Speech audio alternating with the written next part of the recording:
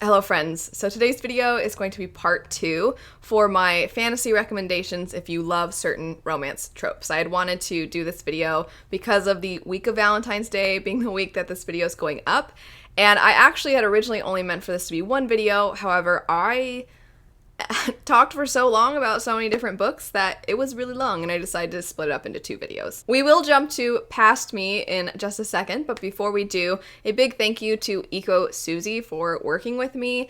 Eco Susie is a company that combines modern style with vintage looks, and I have wanted one of their bags for so long. I actually sat with my mom around Christmas because she was asking what I was interested in for Christmas, and I was like, my purse is really small, and every time I go anywhere and I want to bring my books or I want to bring my laptop and I want to get work done somewhere, I have to carry it all or bring a backpack or something. It'd be kind of nice to have a bag that I could put all this stuff in. And I showed her this website and I was saying, I've always wanted one of their bags. For years, I've wanted one of their bags. And then they reached out to me and I was so excited. So I'm going to show you a couple of their bags. They have a lot of other styles as well as these ones.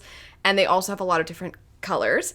And they have more than just bags on their website. But let me show you the 2 bags that I was sent. First up, we have this amazing bag. The bow is great because you can actually take it off if you want. You can move it to a different part, and so you can kind of customize the placement of the bow. It does come in other colors, and you can wear it where you carry it around as a briefcase or as a purse. Pocket here in the back. It snaps very easily to open. There's a pocket here. There's a bunch of room inside. Like I said, very easy for if you want to carry around books, your computer, or if you just want to have it be your purse, you can have that as well. I think it's going to be great for going out of town soon and a carry-on.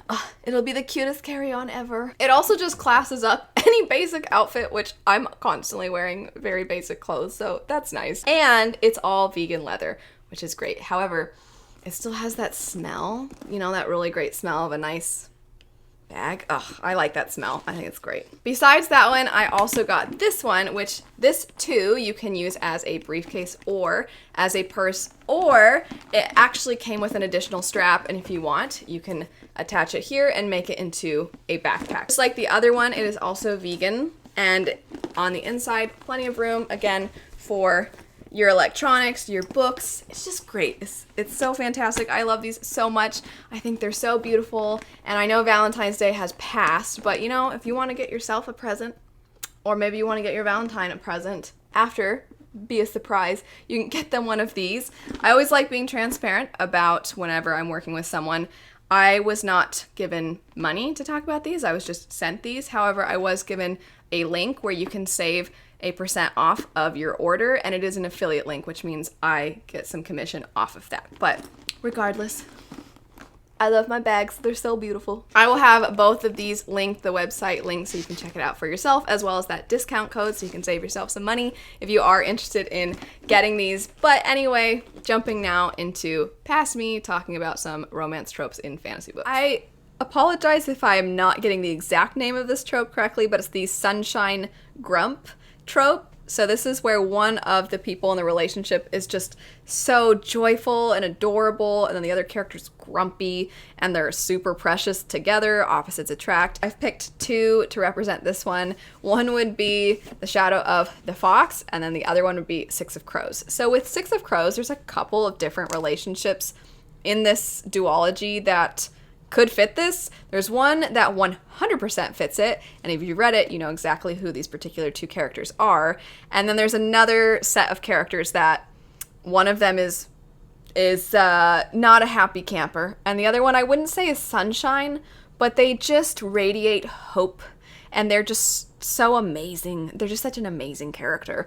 So there's, again, a number of characters who could fulfill this. The setup is that it's a heist story, and we follow a bunch of different perspectives. These characters all come together to try to pull off the impossible. It takes place in the same universe as the Grisha trilogy, although the events of 6 of Crows do come after. So if you want to read chronologically, you would read Grisha first. However, you don't have to. You can jump right into this one. The magic might just be a little underexplained, but you will, I'm sure, catch on, especially if you're a big fantasy reader. And even though there is a heist plot line, I don't actually think that this is a particularly fast-moving story. It's kind of a character study of all these different characters. And then also we examine how these characters come together and they are able to overcome what they have gone through in the past through both this particular plot now and their relationship with one another. It's the relationships in the story and the way we dive into the characters that I think a lot of people love this series for.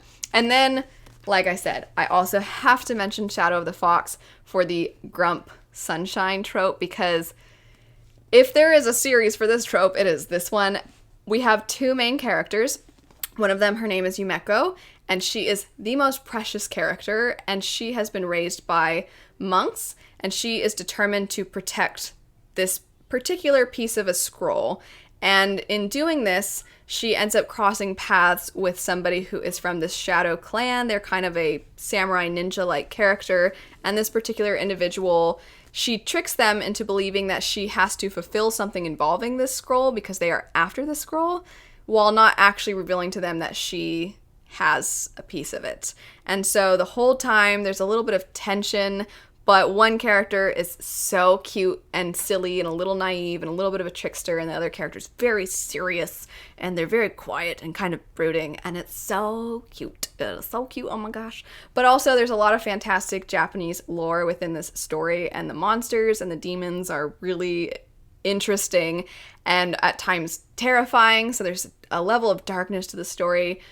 It's a really fun time. I do think that the trilogy as a whole, we do have a little bit of middle book syndrome in that middle book, but I really enjoyed this entire trilogy, and I think these two characters are so cute. Next up, we have the fake relationship, and I'm gonna recommend a series that I read years ago, and it is basically like reality TV, but in a fantasy series, and that would be The Falling Kingdoms. So the fake relationship trope in this particular one could also fall under arranged marriage, kind of. So at some point in this series, you have two characters that end up married to one another, and they kind of hate each other, but they have to get married for reasons. However, they have to fake that their relationship is great in order for other things to kind of, go forward.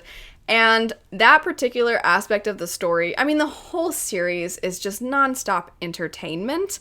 It is not a series that I feel like we would slow down and really get to know the characters and, oh my gosh, this is so meaningful. It was more like, oh my gosh, and then this happened, and then this happened, and then this character kissed this person, and that person died. It's like one of those series.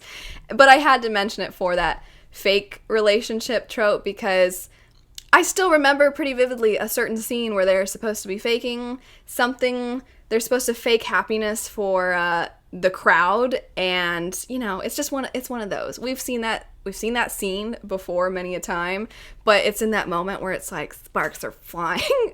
Anyway, so The Fallen Kingdoms. If you're looking for just, like I said, nonstop entertainment, there's quite a few books in that series, and you will get it there. The next trope would be the different worlds trope, that the characters come from completely different worlds. Not literally like they're from different planets. You get what I mean, though. Their station, their status is different from character to character. And I have two recommendations for that. One would be Mistborn by Brandon Sanderson, and then Fireborn and Flamefall by Rosaria Munda. So this one could have fallen in the childhood friends trope as well. However, I thought that the different worlds one, it really plays a role in these two characters' lives, as does their friendship growing up. However, their different backgrounds ends up putting a lot of weight on their lives. So the setup for the story is that there is what is essentially like the Russian Revolution, but in a fantasy story. And there are dragons also. That's really the only fantastical element, as well as the world being different from ours.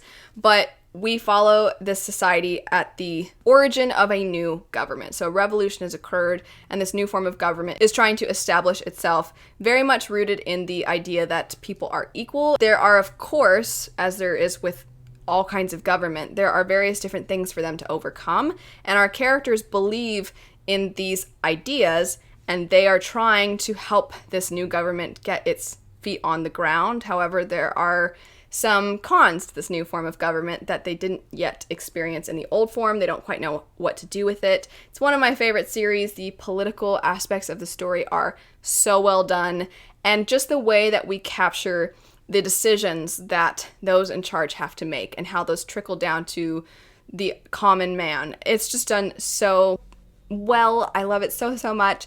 And these two characters, one came from the former royal family that was overthrown. However, it's kind of the whole Anastasia type of thing where everybody believes this character has died along with their family, but they haven't. They've lived, and they're trying to live within the society that they believe in this new form of government, even though this new form of government is responsible for the downfall and the deaths of their family.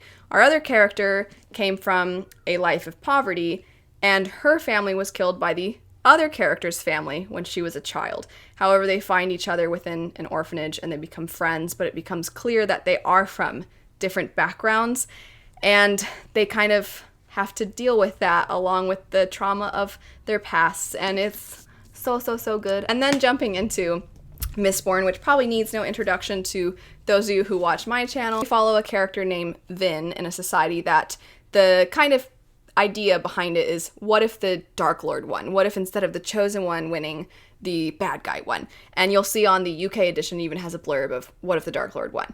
So we're looking at 1,000 years into a world where the hero lost is what it feels like. And so you have the society that's broken up into two main classes, which would be the nobles and the Ska. And the Ska are, of course, the lower class. And there's this huge disparity. We also have the person who rules over all of them, known as the Lord Ruler. They rule kind of with an iron fist. They have set up ways in which society is supposed to function.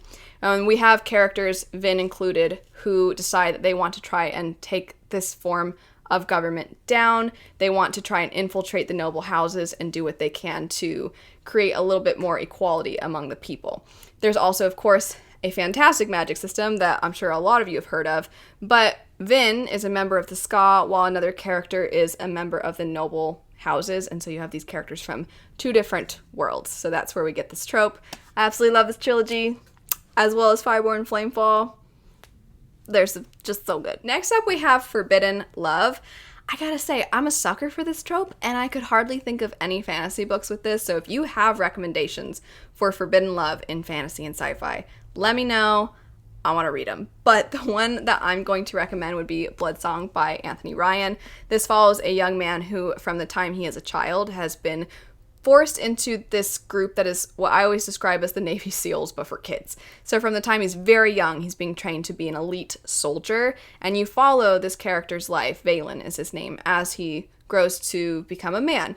And they are supposed to remain celibate in order to be devoted to being these amazing soldiers. They're supposed to have no distractions. And then, of course, at some point, our character meets a lady, and he likes her, and you can tell he likes her, and you can tell she likes him, but they're not supposed to be together. And Valen is just one of my favorite characters in general. He's just, he's a good guy. Sometimes he has to face difficult decisions, and often he is forced into things he doesn't want to do by the people that are above him. We so often in fantasy see the royals making the difficult decisions, but you don't always get the people that have to carry out those difficult decisions. And that's kind of Valen's story, and him determining whether or not he wants to do that, if he wants to obey or if he wants to break away. And the Forbidden Love trope is kind of a part of that. And Bloodsong is great. This is a great book. The last one I'll mention would be the protector trope. So when there's a character like a knight or a bodyguard or something along those lines. And this is another one that I really like that I don't have a ton of recommendations for. I couldn't think of a ton. So once again, if you have some for any of these, of course, leave them. But this one also, in particular, I would love to know more. The one that I'm going to mention is actually the second book specifically in the Queens of Renthia trilogy. The first one is called Queen of Blood. The second one is called The Reluctant Queen. I currently don't have the sleeve on, but I'll go ahead and put an image so you, if you're ever looking for it, can find it a little easier.